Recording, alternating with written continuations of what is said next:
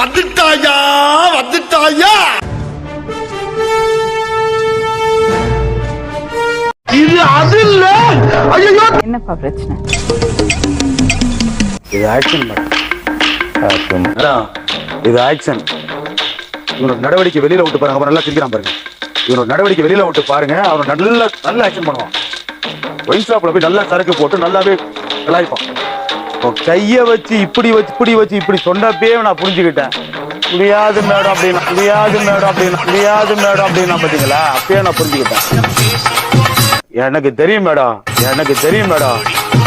எப்படி காப்பாத்தணும். இவனை கஞ்சி கரைச்சு மிக்சில நெஞ்சில ஊத்தனா நான்.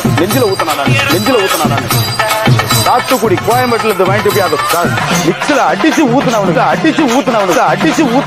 உசுர கொடுத்து உன காப்பாத்தினவன பாத்தீங்களா மேடம். ரோகம் பண்ணிட்டேன் உண்மைதான். ஆனா இப்ப சொன்னா பாத்தீங்க பச்சை பொய் மேடம் அப்படின்னு சொன்னா பாத்தீங்களா, பச்சை பொய். அது அப்படியே புடிச்சு வச்சு இப்படி குத்துனியா, உன்னை அடிக்கிறது 5 நிமிஷம் ஆகாது கண்ணா. 110 கிலோ வெயிட் தூக்குற அந்த லாரன்ஸ் உன்னை அடிக்கிறது பெருசு கிடையாது. 51 எஸ்ஐ வருவாரு அப்படியுமா. அவரு போன பிறகு அப்படி சும்மா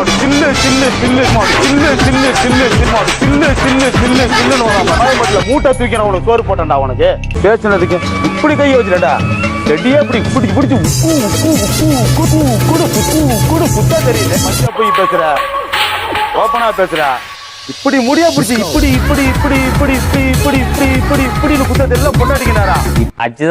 நான் கொசுகடியில உட்காந்துருக்கேன் மேடம் கோயம்பேட்டுல. 100 நாள் ஆச்சு. இங்க பாருங்க மேடம், 100 நாளா இங்க பாருங்க மேடம்.